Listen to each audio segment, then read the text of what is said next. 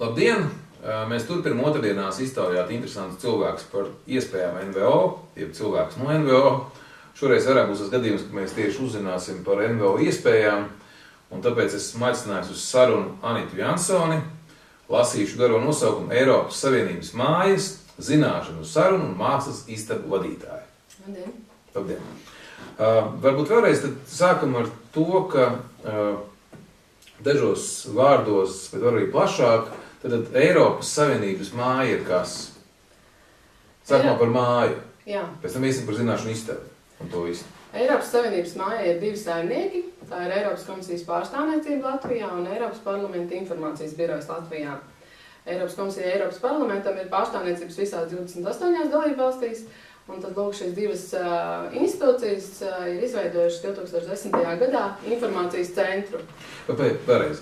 Visās 28 valstīs ir Eiropas māja, kurā ir vienlaicīgi parlaments un vienlaicīgi arī Jā, visās 28, abas divas šīs institūcijas saimnieko Eiropas mājās, bet ne visās valstīs ir šie publiskie informācijas centri, kā tas ir Rīgā.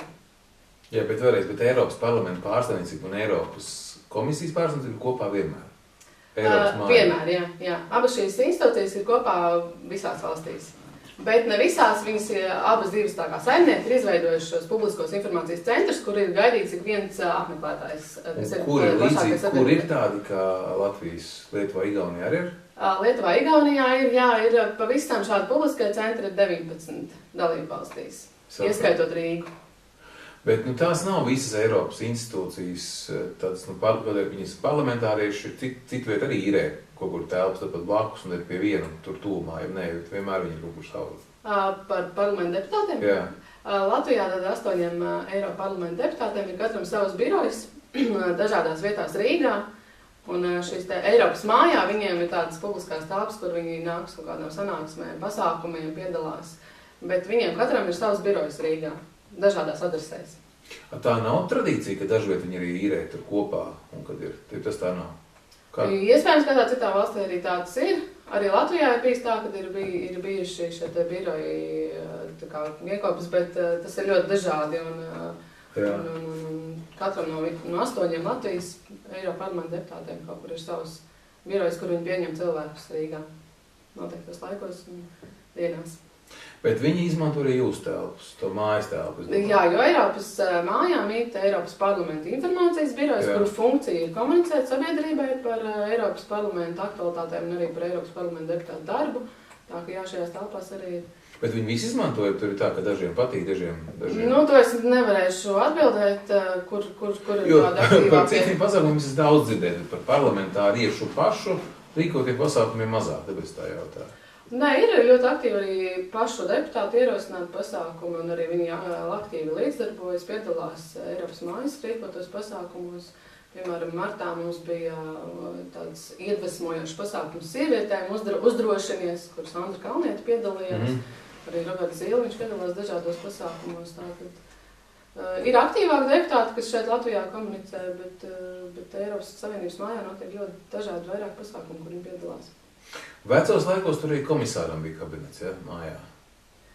Iespējams, uz šo jautājumu nevarēšu atbildēt. Tad viņš arī, ja viņš ir Latvijā, tad viņš rezidē, tad tur darbību organizē no šejienes. Jā, Vismaz Piebalgam bija oficiāli, viņš gan, man liekas, viņu ļoti rēti izmantoja, bet... Ja Latvijā ierodas komisāri un tagad viceprezidents Dombrovskis, protams, tad tā komunikācija ar Eiropas komisijas pārstāvniecību Latvijā. Eiropas mājā tad notiek arī publiski vai slēgti pasākumi. Jā.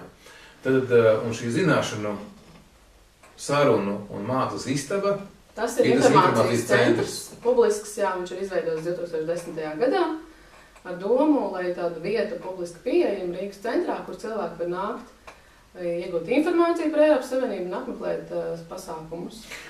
Piedošanu, precizējam, tā Eiropas Savienības mājas, zināšanu, sarunu un mākslas istaba, Tas pirmais stāvs. Tas ir tas informācijas centrs. Tas ir informācijas centrs, jā. Tas ir informācijas centra nosaukums tikai uz garākos vārtos. Tieši tā, Latvijā vienkārši viņam ir dots tāds specifisks nosaukums. Un tāpatās arī, teiksim, pārējās 19 valstīs, kurās ir šeit informācijas centri, viņi nevienmēr ir kaut kāda, teiksim, Eiropas mājas istabas, viņiem ir arī citi nosaukumi. Bet vēlreiz, tās parastie pasākumi, kuros arī es dažkārt ar prieku esmu gājis, tie nenotiek tikai te pirmā stāvā, notiek arī te otrā stāvā. Ir arī otrajā stāvā lielā konferenču zāle, cilvēkiem 70, un ir arī jauna stikla zāle, un arī, jā, tās ir arī publiski pieejamās telpas. Tas ir tā kā, ja es gribu viņus izmantot, man ir kaut kāds foršs projektiņš, ko anoncēt kontekstā ar Eiropu, ja Eiropas vērtībām, es eju uz to pirmā stāvu centru lejā un saku, ka man vajadzētu telpu, man var piedāvāt arī otrā stāvu telpu. Jā, nav jāiet pat klātienē pie mums, var skatīties esmāja.lv.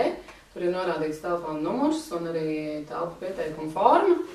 Jūs piezvanat, jums ir pasākuma ideja, jums ir iecerēts konkrēts datums, jūs piezvanat, pajautājat, vai telpas ir brīvas, un tad aizpildat oficiālo telpu pieteikumu. Un jūs varat šīs telpas izmantot bez maksas, ja tas pieteicējs ir, teiksim tā, juridiska persona, tas ir biedrība, nezinu, kaut kāda asociācija. Bet tas jau bija tas, ko mēs arī iepriekš iesākām, ko es anoncēju, ka mēs šeit šodien vairāk runāsim gan par tādām praktiskām iespējām priekš NVO tā skaitā. Tad vēlreiz, kas ir tas, kas var pieteikt un kādiem pasākumiem? Jā, kādā garumā un kādas tās iespējas?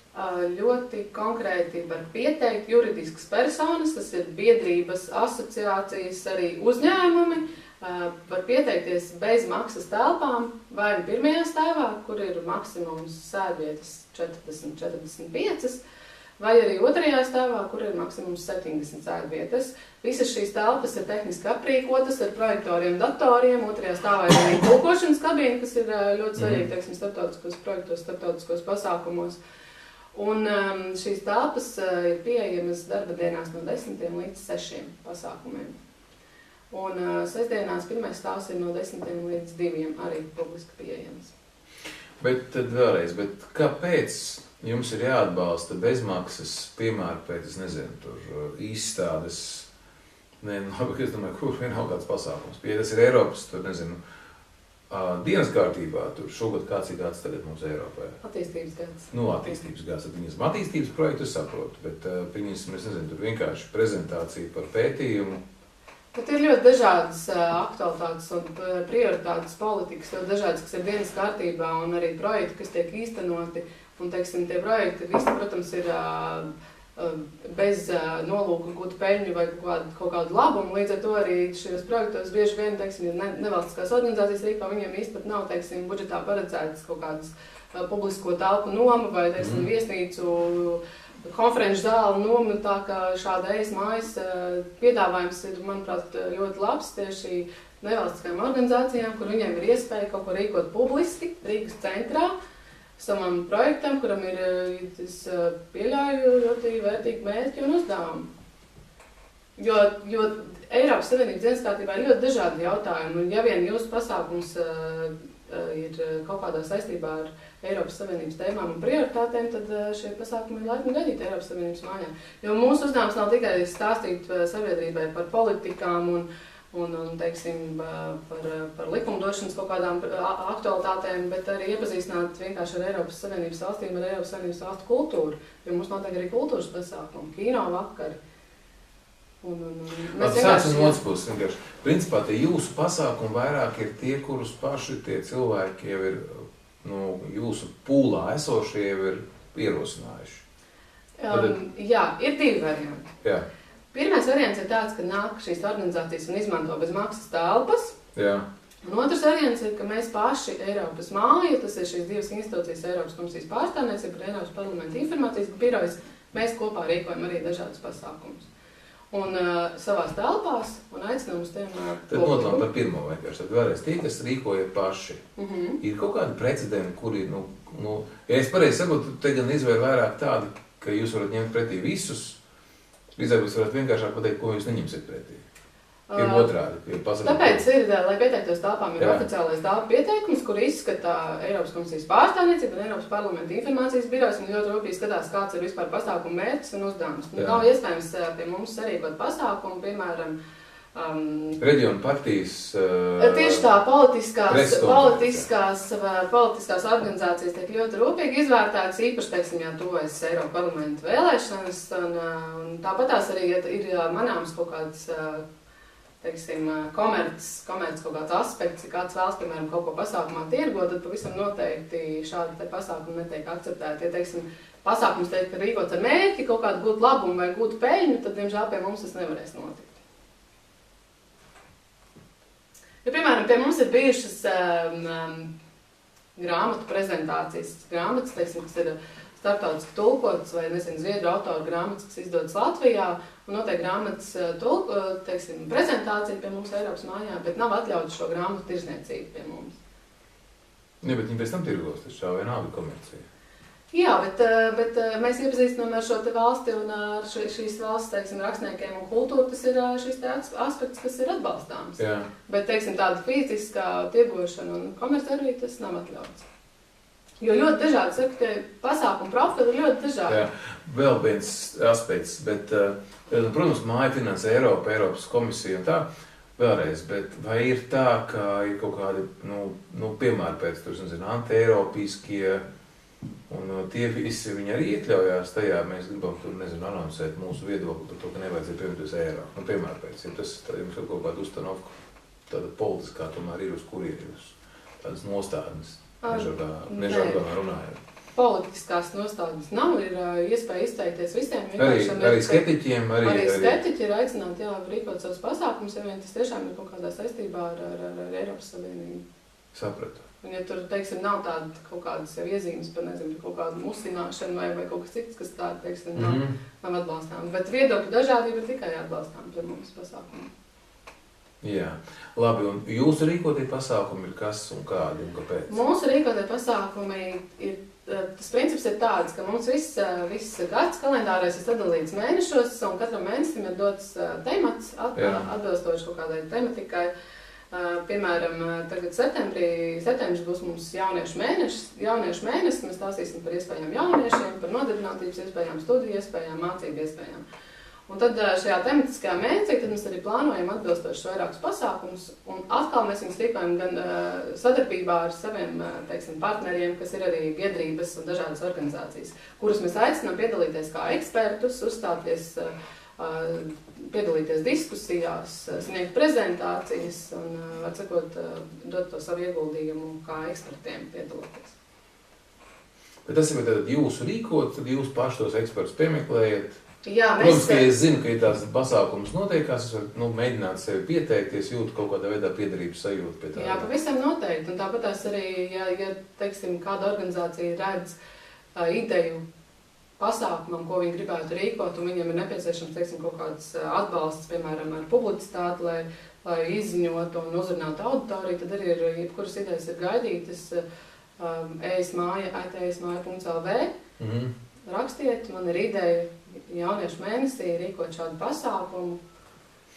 Vēl par šo, pabeidzot, varbūt, faktiski tas ir tāds nepabeidzamais jautājums apie laikā, par šo NVO iespēju izmantot māju. Kāda tā procedūra tad iesniedzu? Tas nenozīmē, varbūt ir nozīmē, ka ja man tiešām vajag parīt, es arī varu dabūt parīt, ja tur ir kaut kāds tomēr laika limits, kam jāaiziet cietam cauri. Ir laika limits, ieteicamais ir, protams, ideālā variantā mēnesi iepriekš, 3 nedēļas iepriekš, jo jārēķinās, protams, kad arī kalendārs ir pieejams citām organizācijām un iespējams, ka datumā, kas ir izraudzīts, nemaz nav brīvas telpas. Bet tā gluži nākamajā dienā, protams, nav iespējams neko sarīkot, jo tā ir vesela procedūra vienkārši, kamēr saskaņo šo pieteikumu. Jo mājas saimniekiem ir jāredz, kas ir šis plānotais pasākums, ar kādu mērķi viņš tiek rīkots. Bet tiešām ir burtiski tā, ka gan piņas, un šajā gadījumā, laikam, Graudiņš vadīja to vienu organizācijas daļu, un otru vēstnieci, gan izvēl, ka viņi saskaņo, ka mēs šitos rīkosim, tas tā, Jā, tas ir precizējuši, ka Eiropas komisijas pārstāvniecības vadītāja ir Inna Šteibuka un Eiropas parlamenta informācijas biroja vadītāja ir Marta Rībele. Šo te abu divu institūciju darbinieki tiešām izskata katru telpu pieteikumu. Un sinhronizē, ko abiem jāpiekrīt. Un abiem ir jāpiekrīt, ka šīs pasākums ir atbilstoši, lai notiktu Eiropas Savienības mājā. Un tad, kad ir šeit 2 pāraksti uz oficiālā pieteikuma, tad jums ir brīvas rokas šo pasākumu rīkot. Bet tas tiešām viņi tiešām paši tur ir kaut kādi cilvēki, viņi pilnvarot. Tas nozīmē, ka Steinbuka izbraukusi uz ārzemēm? Nē, protams, ka ir pilnvarotie cilvēki, ne paši vadītāji, kas izskata šos pieteikumus un to atbilstību. Tad, principā, vēlreiz, man ļoti labs pasākums, bet parīt nav iespējams. Tāpēc, ka mēs nedabūsim kā minimumu šos akceptus. Jā, jo bez oficiālā pieteikuma apstiprinājuma pasākumu nevar sarīkot. Tāpēc ieteikums pārnāt viņus laicīgi. Labi. Ieminējāmies arī par publicitāti. Tad jūsu pasākumi tiek izziņoti tajā lapā, tur ir kaut kāda auditorija, kas jau skatās, ir kaut kādi regulāri apmeklētāji. Mums ir aktīva komunikācija sociālajos tīklos, ES-māja gan Twitterī, gan Facebookā, gan Raujiem.lv, kur mēs arī promotējam savus pasākumus. Un aktuālais notikuma kalendārs ir www.esmaja.lv. Bet tā cilvēki tu tiešām arī nāk iekšā skatās? Nāk un skatās, jo tas ir veids, kā izsakot tiešām pasākumiem, kurus rīkojam ne tikai mēs, bet kas ir arī, teiksim, šie ārējie pasākumi. Jā. Un lielākā daļa no šiem ārējiem pasākumiem arī ir publiski visiem interesantiem. Un vienkārši ir iespēja tiešām skatīties un apmeklēt pasākumus, kas ir interesanti un saistoši. Labi, es tagad nepaspēju. Teiksim, kaut kādu Eiropas projektu ietvaros ir pasākumi, kas ir slēgti, kas ir kaut kādas grupu tikšanās vai partneru tikšanās. Un par tiem ir norāda, ka tie ir, teiksim, aicinātiem viesiem, bet lielākā daļa pasākumu ir publiski pieejami. Jā. Es tagad aptvēru lapu, bet, lai varbūt būs vieglāk pajautāt. Kur visādas tiešādas foršas. Vēlreiz, tas, jūsuprāt, jūsuprāt, bet tāds aptuvenies noslogojums ir kāds? Katru dienu kaut kas notiek, 2-3 pasākumu dienā? Aktīvajos mēnešos tieši tāds arī ir, jā. Mājas ir ļoti aktīvas, protams, ņemot vērā Eiropas dienu, tāpat tās ir decembris, novembris, oktobris, septembris, vasara ir tāda mierīgāks kalendārs, kas nav tik pilns, bet pārējie mēneši tiešām ir ļoti noslogot, jo ir gan šeit mūsu rīkotie pasākumi, gan ārējie pasākumi. Līdz ar to cerēt uz savu pasākumu rītdien, tieši tāpēc arī nav iespējams, ka kalendārs ir pilns. Par rītdienu sapratām, bet principā vēlreiz viņš ir pilns. Tas nav tā, ka jūs tagad lūdzaties nākat pie mums. Lielos vilcienos viņš ir jau noslogots. Viņš ir noslogots, bet iespējas vēl ir? Iespējas ir, jo telpas ir gan daudz, kā jūs minējāt. Pirmajā stāvā ir zāle, ir otrajā stāvā un otrajā stāvā ir pat 2 zāles. Labi. Turklāt nav jau tā, ka lielākā daļa pasākumu notiek no rīta līdz vakaram. Ir iespējas variēt, var notikt vienā dienā vairāk pasākumu. Ir kaut kādi, cik es saprotu, no vienas puses ir jau pastāvīgie cilvēki, kas tur grozās. Dažkārt tas nemaz nav labi, jo tā ir tāda, kvantitatīva, bet nevienmēr kvalitīva publika. Bet tāpat laikā arī viņus ir jāsamīļo kādam. Es redzēju, ka tur ir tāda labā nozīmē bezdarbnieku pensionāru pūles, kas vienmēr ir visos pasākumos, kur viens vai pieejami. Jā, protams, ir katrai vietai savi pastāvīgi apmeklētāji, tādi ir arī mums, bet, ja pasākums ir saistošs un tas ir publisks, tad kāpēc ne? Bet vēlreiz, ir tā, ka, ja es rīkošu pie jums, iegūst arī kaut kādu tur papildus pievienotā vērtība, ir kaut kāda papildus, tā skatā kvalitīva auditorija, kas varētu būt šim pasākumam. Un tas atkarīgs no tā, kā jūs šo savu pasākumu izziņojat. Jo, teiksim, ja jūs esat pieteicies uz telpām, tad tā ir pilna jūsu atbildība pašam šo pasākumu izziņot un aicināt uz viņu apmeklētājus, ja tas ir publisks pasākums. Jo ES-māja, teiksim tā, nepromotē katru no tiem pasākumiem ārējiem, kas pie mums notiek. Tā ir šo organizētāju pašu atbildības aicināt šos labi, es saprotu vēlreiz. Tā ir kvalitīva konferenču telpa. Par to nav jautājumu. Kādu, protams, par naudu es varētu dabūt citur, bet man naudas nav. No otras puses var rīkot mazākā kvalitātē, bet pie sevis un tam līdzīgi. Bet tāda priekšrocība no tā, ka es viņu rīkoju pie jums, ir kāda. Tas jau ir prestīžs šobrīd rīkot, ka mans pasākums ir ES-mājā. Es domāju, pavisam noteikti pašā Rīgas centrā un īpaši šis pasākums ir saistībā ar Eiropas Savienību. Tas ir piemērotākā vieta, kur to rīkot, Eiropas mājā. Jo telpas ir tehniski aprīkotas pilnībā, visas audio, video iespējas, projektori, datori, un ja tas ir, teiksim, kaut kāds nevalstiskās organizācijas projekts, kurā tiešām nav kaut kāds paredzēts, varbūt atsevišķs budžets telpa īrei, tad ES-mājas piedāvājums ir ļoti labs risinājums. Nu, blaknes vienīgās varbūt ir pats centrs. Mašīnas nopirkošanai. Ja mēs rīkojam cilvēkiem no laukiem, kurus varbūt uz mašīnām, tad gan mēs droši vien tā nav pirmā opcija. Nu, visticamāk, jā. Autostāvvietu jautājums ir tieši apmeklētāju pašu. Viņi pat uztraucās, ka nē, bet tā nav jūtams tas, kas tā ir. Nav jūtams tādas kādas īpašas pretenzijas. Labi. Jo lielākoties mēs esam dzirdējuši par to, ka tas ir bonus, kad māja ir Rīgas centrā un ka viņi tiešām ir pieejami. Piemēram, informācijas centrā pirmajā stāvā mums pat ir novērota tendence, ka esam kļuvuši par tādu tikšanās vietu, notiek kādas neformālas sarunas arī pie galdiņiem, vienkārši sarunā tikšanās, gan biznesa, gan... Bet tur bija arī kafijas automāts, es nemaldos. Es varu atnākt uz turienu, paņemt kaut kādu brošūru, izdzert kafiju, tiesa par naudu, kas tā būtu jābūt. Un tā ir, ka cilvēki gan izvēlas gaidot tramvaju ienākt. Tikšanās vieta Rīgas centrā var ienākt, satikties, var paņemt informatīvos materiālus, palasīt. Mums ir arī aktuālai laikraksti. Tā kā publiska telpa ik viens vērtīgs, jā. Un šajā pirmajā stāvā, šajā saucamajā zināšanu istabā ir katru dienu sastopams mūsu informācijas konsultants, cilvēks, kurš ir sagatavots sniegt konsultācijas un atbildēt uz dažādiem jautājumiem. Bet jums daudz garām gāja, kas ienāk pie jums?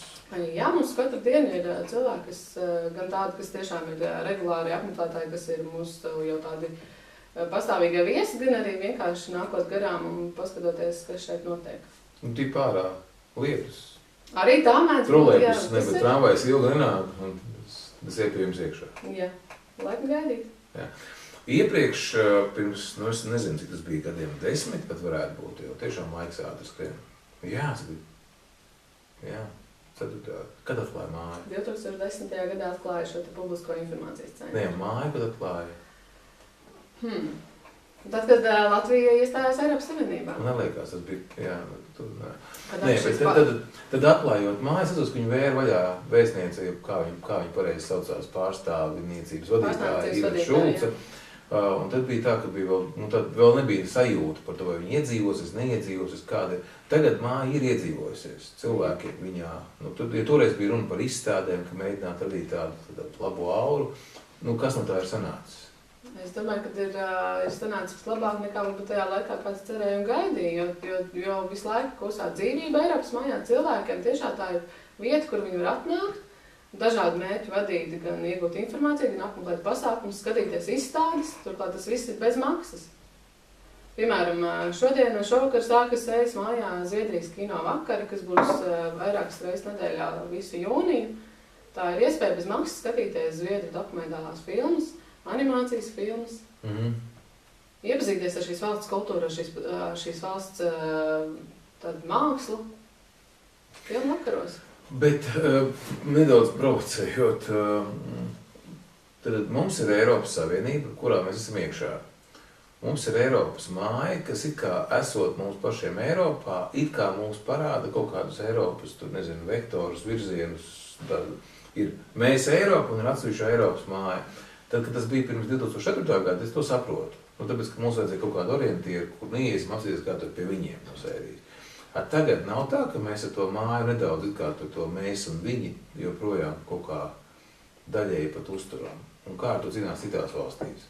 Es domāju, līdzīgi varētu būt problēma. Nē, es domāju, ka mēs tieši Latvijā aktīvi komunicējam un stāstam, ka mēs esam Eiropas Savienības daļa un kad pieņemtie lēmumi ļoti tieši ietekmē ikvienu Latvijas iedzīvotāju. Nav tādas pretnostatījums mēs šeit Latvijā un viņi tur Eiropas Savienībā. Mēs skaidrojam un stāstam, kā Eiropas Savienība darbojas, kā strādā institūcijas un kādu labumu viņas dod mums katram. Piemēram, arī viena no mūsu darba sastāvdaļām ir uzņemt vizītēs skolēnu grupas, studentu grupas, arī no reģioniem. Un mēs stāstam par to, kā ir izveidota Eiropas Savienība, kādas šīs institūcijas darbojas, un tieši tā, kā jaunieši var redzēt to savu vietu visā šajā sistēmā. Bet, ir kaut kāds iespējams ko salīdzināt jau, ja arī kaut kāds tāds kopsavilkums izdarīt par to attieksmi. Mainās, paliek skaidrāk. Es nezinu, kā tur tagad ir pēdējie cipari par Eiropas kritiķiem Latvijā ir par labajiem, par atbalstītājiem un neatbalstītājiem. konkrēts cipars, protams, jāskatās kaut kādās sociālajās aptājās, bet kopējais noskaņojums, es domāju, ka joprojām ir par Eiropas Savienību. Nē, tas, ka es domāju, ka kopējais varētu būt par, tas nemainīgi, bet es domāju, vai tiem, kas nāk pie jums ar tādiem, ja tie nāk skolnieki, tā nāk iedzīvotāju grupas, un tie nāk tieši uz to pirmo stāvu, viņus uz 4. stāvu diemžēl netiek. Nemaz nemēģiniet, ja, tik droši vien tiek. Bet vēlreiz jūtam, ka ir kaut kāda argumenta, ka cilvēks paliek uzrunāt vai vieglāk, ka tieši otrādi, ka viņi ir palikuši tie, kas ir bijuši skeptiskāki un otrādi. Protams, arī skeptiķi ir mūsu ikdienas sastāvdaļa. Nāk arī tiešām cilvēki, kur nāk pasūdzēties par to, kas viņiem nav, tāpēc, ka mēs esam Eiropas Savienībā, bet liela daļa nāk un saka, jā, viss ir kārtībā, kad mums ir iespējas, es gribu doties, teiksim, studēt, palīdzēt un atrast informāciju, kuras varu doties, kā es varu aizbraukt uz Dāniju. Viņi arī saredz šīs Eiropas Savienības iespējas un piedāvājumus. Tā ka lielākā daļa īstenībā cilvēki, kas pie mums nonāk un kas grib iegūt informāciju, viņi meklē ziņas par savām iespējām dalībvalstīs. Un tas piedāvājums informatīvais, kas ir tā skatā lejā mājā, pirmā stāva, viņš ir pietiekošs, cilvēks apmierina. Pie mums ir, teiksim, tādi informatīvie materiāli, mums vairāk ir tāda pamata informācija par to, kas vispār ir Eiropas Savienība, bet mums ir arī ļoti daudz materiālu no dažādām sadarbības organizācijām par visdažādākajām jomām. Un mūsu informācijas speciālisti tiešām ir gan labi sagatavot, lai atrastu atbildes uz dažādiem jautājumiem. Gan par nodarbinātību, gan par Eiropas finansējumu projektiem. Tā kā tie jautājumi ir ļoti dažādi un arī atbildes tiek piemeklētas. Jā. Varbūt norezumējot, kāda ir tā perspektīva, tāds jūsu vīzija tai mājai? Nezinu, tuvākos gadus. Es domāju, ka Eiropas Savienības mājas tas iesāktais kurs ir ļoti veiksmīgs un tādā garā ir jāturpina. Vienkārši publiski radot šo vietu sabiedrībai, cilvēkiem, kur nāk, saņemt atbildes uz saviem jautājumiem un piedalīties, aktīvi līdzdarboties, sajust, kā šī Eiropas Savienība ietekmē katru no mums un kā es varu būt iesaistīts. Gan, teiksim, rīkojot pasākumus, gan arī esot aktīvs apmeklētājs. Jā, vēlreiz esmāja.lv. esmāja.lv. Mēs esam arī sociālajos tīklos, Facebookā, draugiem un Twitterī. Un jā, laikam gaidīt Aspazijas bulvārī 28. Darba dienās no 10 līdz 6 un arī sestdienās no 10 līdz 2. Paldies par sarunu!